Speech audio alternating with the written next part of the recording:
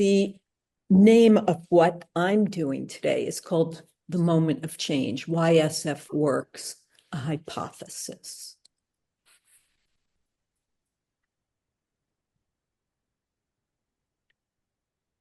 Our agenda for today is to explore these funny concepts that I have brought together. I'm interested in why SF works.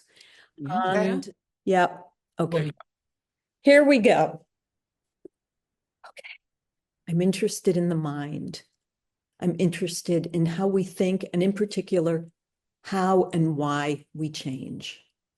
I've been studying the mind for many years.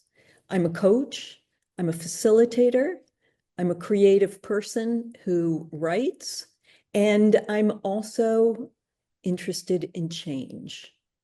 I'm interested in what's effective and what works, and solution focus works. We all know that. We all have endless examples of why that's so. Today, I want to draw some possible connections about why solution focus works and why it works quickly and so effectively. And in the work that I am doing and thinking about, I have brought several buckets together. One is solution focus, another is mindfulness, how and why we become present, and the third is an emerging science called awe. And in particular, emerging within the emergent science is everyday awe. And my premise is that solution-focused work is an experience of awe. We create it, we witness it, we're in the presence of it, and let's see how that turns out. I'm going to share some slides now. Oh, so for those who didn't hear, I'm going to do a little teaching up front, but then we're going to have some experiences, and I'm going to pepper some experiences in as we go. Okay, so our agenda for today is we're going to look at some quirks in the brain. We're going to look at the science of awe, both awe with a capital A and everyday awe. And we're going to look at why these might be relevant to our work as practitioners. I wonder if you would put some words in the chat that represent awe to you. When you think of this concept of awe, the experience of awe, what comes to your mind?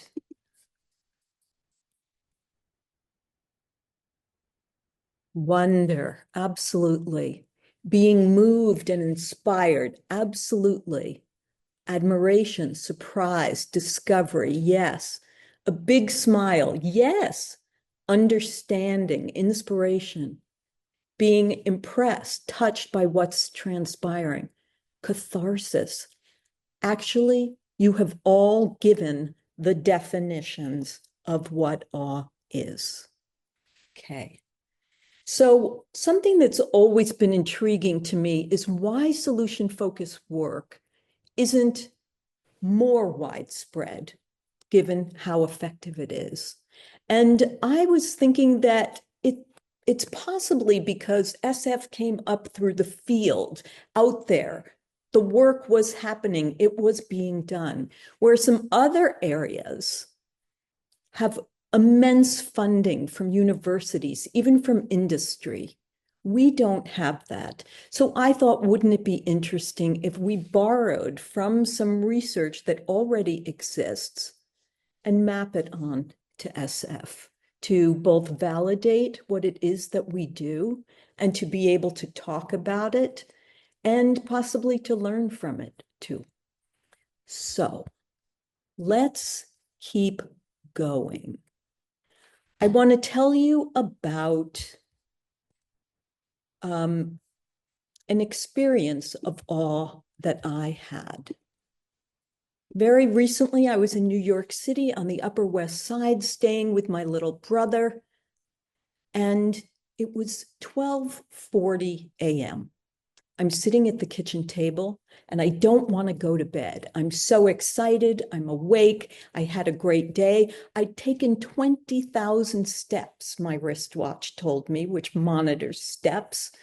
And I thought, I want more steps. I want more of Monday in my day. So I'm going to count my steps from here at the kitchen table to the bedroom I'm staying in. And I walked and took those steps. I looked down at my wristwatch and I had a moment of betrayal. My wristwatch was already counting for Tuesday, but I was still on Monday. And then I walked to the window in the dark and looked outside. And all of Manhattan that I could see, the biggest city in the world, there were only 3 lights on. I thought, all of New York is sleeping except for me and 3 other households. And that gave me an incredible feeling of awe. And I thought, now I'm going to go to sleep too. I'm going to tuck in with all of New York. I'm going to get under the covers too. And collectively, we are dreaming together. Now, whether or not that story brought you awe doesn't actually matter. It brought me awe. And what the research on awe is finding is that it's subjective and it's personal. When we experience awe, it doesn't matter if anyone else sees it that way. And I thought, what does this remind me of? And I thought, solution focus work. We do not impose our values or our interpretation or our experience onto our clients. Instead, we let them have their own. They are the expert of their experience.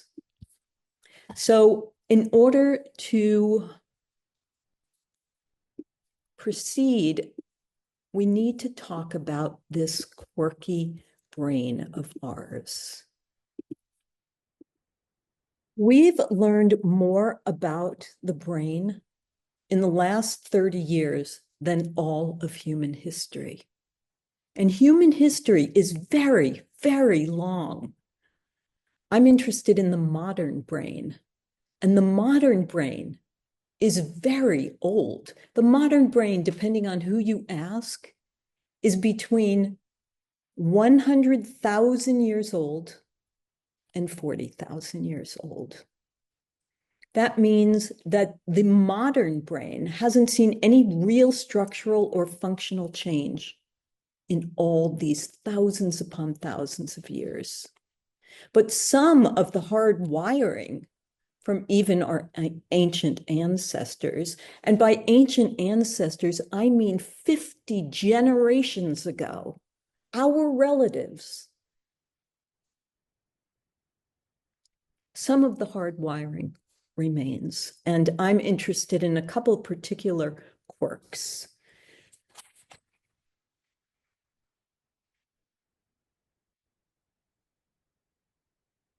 These from our ancient relatives, before I get to the specifics, you probably recognize this image and this image as cave paintings, 17,000 years old. Same brain that we had,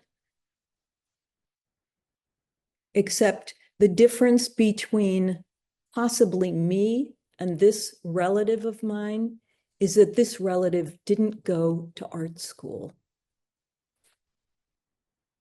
Just like us, they lived, they loved, they had fears just like us.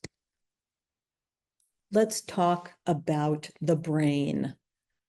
neuroplasticity. The brain is constantly changing. For the last 100 years, thanks to Freud, we thought that the brain was only developing in childhood. And after childhood, it was pretty much fixed and didn't change.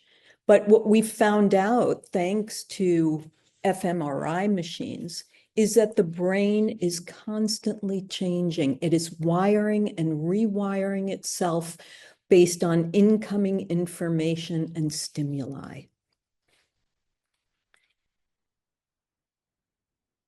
And when the brain wires, there's a saying, neurons that fire together, wire together. When they come together, they create very strong neural pathways. The job of the brain is to be efficient. The stronger the pathway, the faster we can react. Can you imagine having to learn to brush your teeth twice a day, every time? If you live or know someone with a neurodegenerative disease, you can imagine what that's like, and it's not easy. So, what we need to know about neuroplasticity is we impact it with our own minds. Whatever we persistently think, do, and feel wires into our brain. We can call them habits of mind.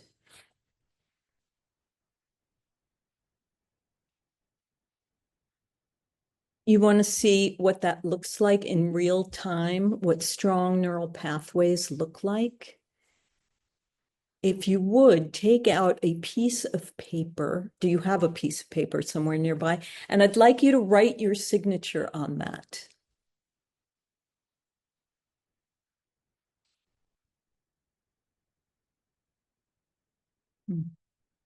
And then when you're done, I'd like you now to write your signature with your non-dominant hand, the hand you're not typically using.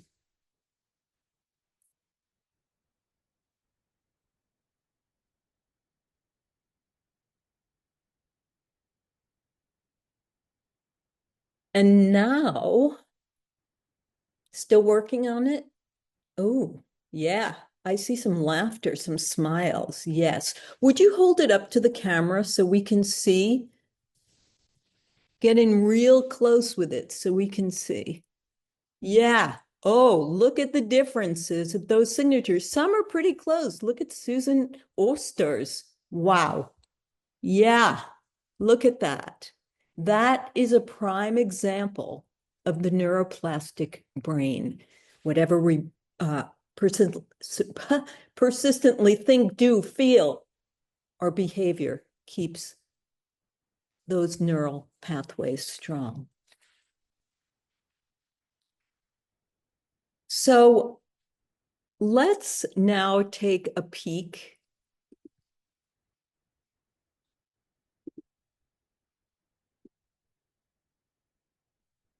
at the negativity bias.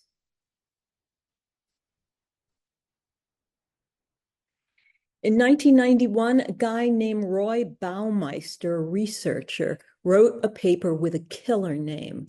It was called Bad is Stronger Than Good. His research showed that in every domain of life,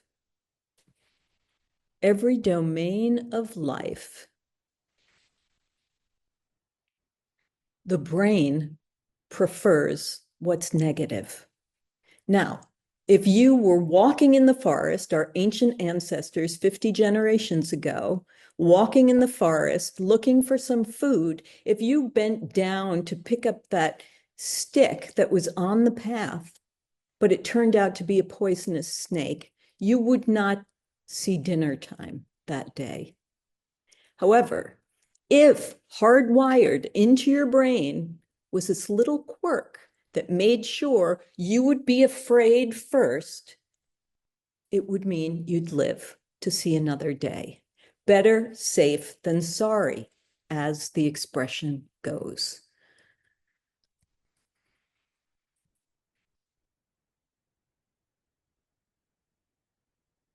Here is an example. Whoops. I want to show you a little video of the brain wiring.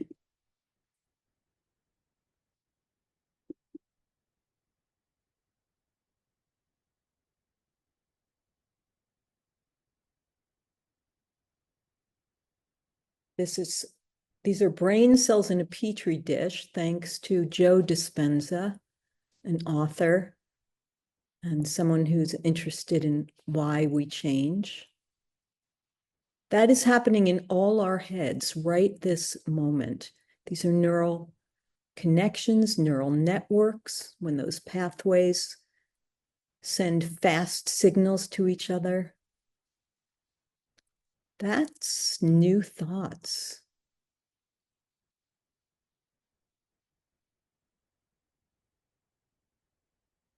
Pruning. Pruning is when we don't need an old behavior or thought anymore and it disappears.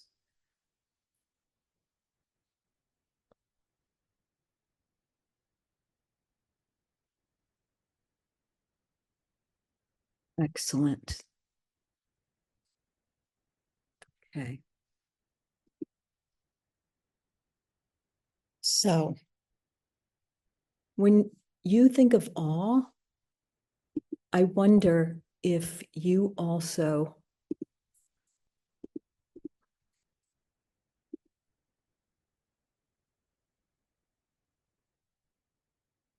think of that, our traditional understanding of awe, or that,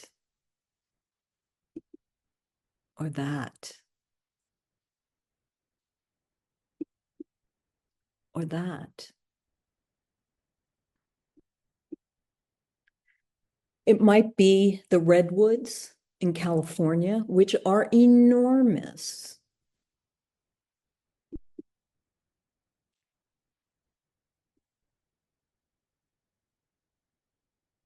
But what if you don't live near California or near a redwood? Could it also be the apple tree, the blossoms that grow, the leaf, or how about the fruit itself? And what happens when we start focusing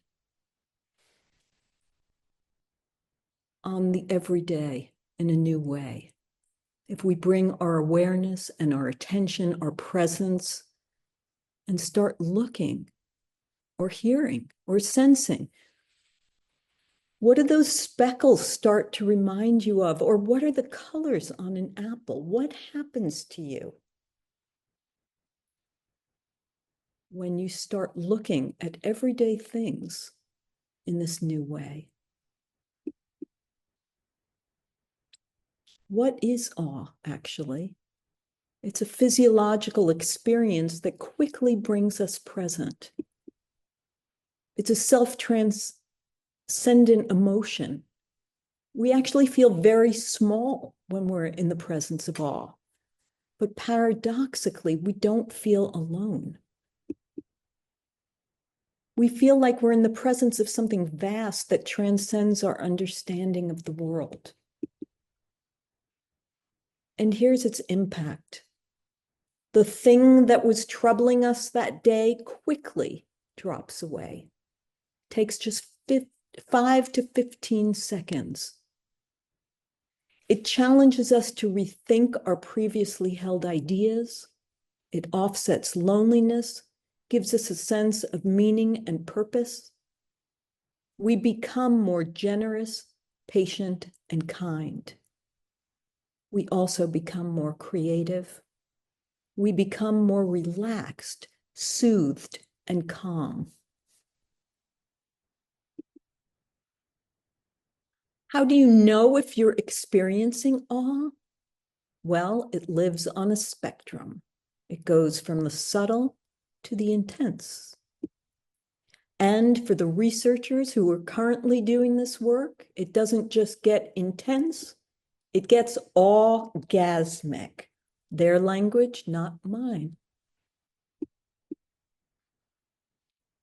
Some of what you described in the chat earlier is represented in what is actually happening to us. We may smile, our eyes widen, our jaw drops, we have raised eyebrows. We may take a deep inhalation or exhalation. So, you know that person who yawns in your meeting? They may not be bored. They may just be resetting their nervous system. That is what awe does. It resets us. We move from the parasympathetic arousal. We become calm, relaxed, grounded. It's the opposite of fight or flight. We get enhanced visual and auditory perception. And somebody else put this in the chat. We might get shivers or goosebumps, chills. There could be a release of energy, tears, tingling, heat in the chest or belly. That's awe. I wonder now if you would do this. If you would, for a moment, think about a moment of awe that you've had. It might be that you're standing on the lip of the Grand Canyon, but it might also be when you saw a child's eyelashes, or you sat in a profound session from today's conference. I was in a session called The Brief on Grief. What was it called, Pout? Brief Grief? It was, what was it called? Grief in brief, I think. Yep, Yep. Grief in Brief. It was awesome. Would you think about that for a second? An experience you've had, it could be a big one or a small one. Take a moment and maybe jot down a couple notes. And I'd like you now, if you have anything around, a sticky note or a piece of paper, you can fold a piece of paper and just stick it over your camera. We'll form a little quilt, a little visual quilt.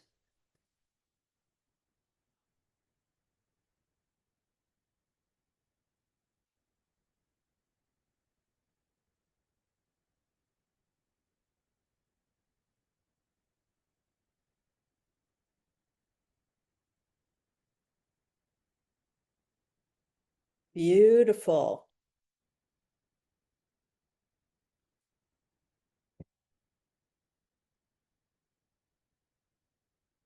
And I'd like you to close your eyes. We're covering our cameras so we can just have a little privacy for this. Close your eyes.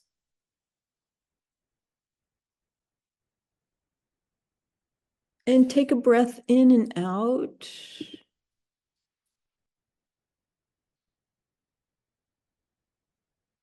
And just fill up with that experience.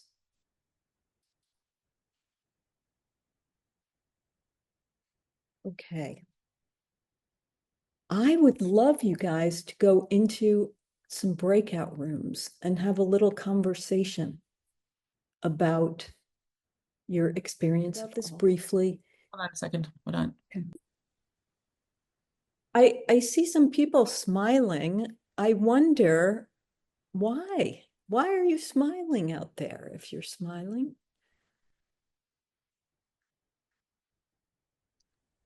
Just ended with a lovely encounter of somebody's child hopping in the back of the scene. That was just so lovely.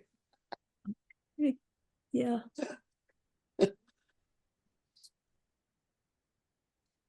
I wonder what was the experience of sharing your story of awe and listening. I guess everyone's smiling because we just kind of got to relive those moments for. Yes. Yes. Yeah, and it's so contagious. I had goosebumps from Suzanne's story, which is a bit silly, but still it works. There's something about empathy there. Yeah. That is exactly right. And you are describing what's called in the brain mirror neurons at work. Mm. Yeah. It's pretty powerful. We have a huge impact on each other. The person who is in charge of the organization, it said, has more power than anyone else in the organization without even saying a word. It can be felt. It ripples through the whole organization. It's also said that musicians, cellists, violinists in orchestras, if you watch them, they tend to all be bowing together. That's mirror neurons. And I heard someone say that the left hemisphere of one person's brain has more in common with the person sitting next to them than it does with their own other lobe of their brain. What else happened in those rooms? You're describing awe, the contagion of it, the experience of it. Because the more you heard of someone else's experience and the more you expressed a story, that other ideas would come to your mind. I was also awed by this and this and this. They're different. It kind of accumulates. It accumulates. Beautiful, Sammy. And what about when, actually, are there more that you want to share? Because I do have a question for you. It struck me how easy it was to resonate with the awe the others were describing. That you would think, oh yeah, of course, that would have been amazing. Yeah. Yes, Well, it created mutual understanding or something, connection. absolutely. Yes, Mhm. connection. That is one of the features of awe. It connects. Okay. I think we all slowed down too. And in my mind, it was because of our rapt attention, right? We all slowed down because we were really interested in what each other was saying. Um, and I think stories like that do tend to gravitate like that focus. They tend to naturally focus us. Absolutely. You're all describing the science of awe. Let me ask you this, as practitioners, when you're talking to your clients, do you experience awe? Yes. What do you notice? What triggers that sensation in you when you're with a client, for example, that might inspire that feeling in you?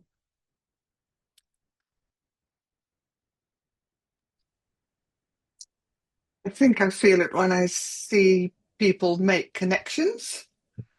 You see them think, as it were, and new things emerge. And I could never have thought those things. And yeah, that that gives a sense of awe. What is happening here? Something Yes, like that. Mhm. absolutely. Yeah. Yeah.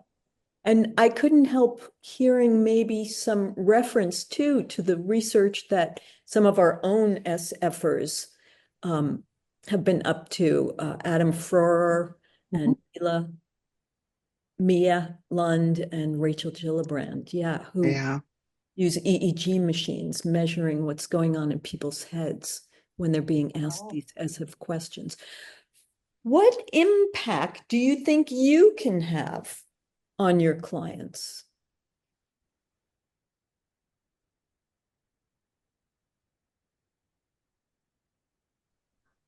I think part of it for me is it's that sense of surprise that things aren't like you have some idea going into a session how it's going to go. The client has that too. Your client has that too. Some idea based on the routine that you've established or other therapy they've experienced, what they're going to receive, and surprising them by telling them or not telling them something that they're expecting to hear. Yeah. Um, you know, just simple things like taking a client seriously and using their own words, Yes. when they're used to expertise, right? Mhm. Yes. I think SF does some things really well that inspire awe. I'm thinking about a researcher, Edward Taub. He's a neuroscientist at the University of Alabama in Birmingham, who runs the neuroplasticity rehabilitation program, where he offers a program called constraint-induced movement therapy. He focuses on helping stroke survivors and others with neurological injuries. And his radical approach to helping people get better from strokes is to put an oven mitt on the limb that's working well. On the limb that's working well, so that the limb that needs to grow stronger has to work a little harder. And I think in SF, we put an oven mitt on ourselves. We know which questions will lead people in certain directions from others. We don't dig into problem focus. Anything else anybody wants to mention?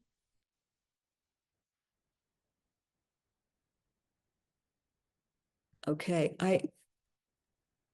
Sue said, Maybe go ahead, Pout. I was thinking of a few sessions that I went to. One was, and Katya can relate to that, was Peter Zabo's session where he did a live coaching. And it was all about creating the space and being silent. And you could see him mirroring the client, and that had an effect. And so there was a lot of the things that you are describing here were present in that session also. Yes. That was amazing to watch. Yeah.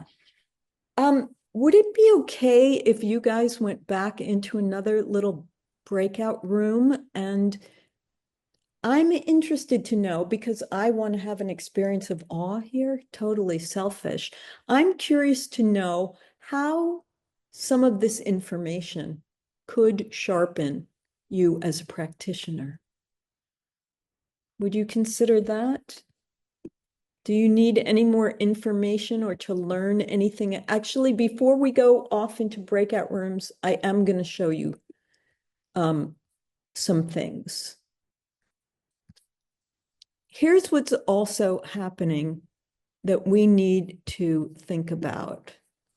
What we're doing with our words, with our actions, is we're taking a neural state, maybe a fleeting experience. When we ask a client, how did you do that? How did you do that? I think that's an awe-inspiring question. How did you do that? We're unpacking that, and we're taking these new ideas, and what we're trying to do is take this neural state, these new thoughts that they're having, and turn them into neural traits. We want them to start wiring those ideas together, and that's why they stick.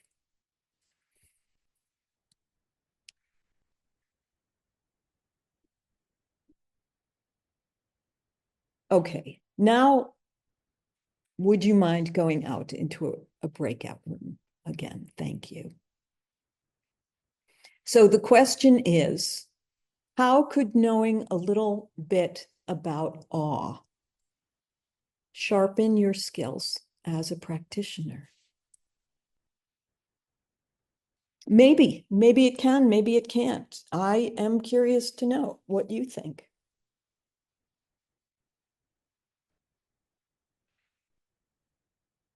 Back, folks. Jessica was just saying something amazing and the breakout room closed. Now I'm it all. Jessica, And to my breakout room, I'm sorry I disappeared. I think I accidentally pressed the wrong button while I was asking Susan for something. okay, folks, we have just 5 minutes, and I'm wondering if you had some thoughts that you wanted to share, or questions for that matter. I have a question. Yes. Do you think awe can help me heal my concussion?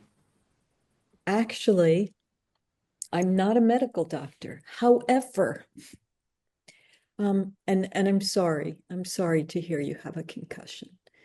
But what I know about awe is that it's the only emotion that actually engages the immune system. Now, you don't have an immune situation going on there, but it is the only one that reduces inflammation. We have no other emotion that has an impact on our physical body. So if your injury has anything to do with inflammation, have at it. In fact, the people who are studying awe at this time recommend that we have an awe practice. How long does an awe practice take in a day? Any guesses? 2 minutes? No. Guess again. 1. Guess again. It takes seconds. Seconds. A Yes, micro moment. absolutely. Between 5 and 15 seconds. That's it.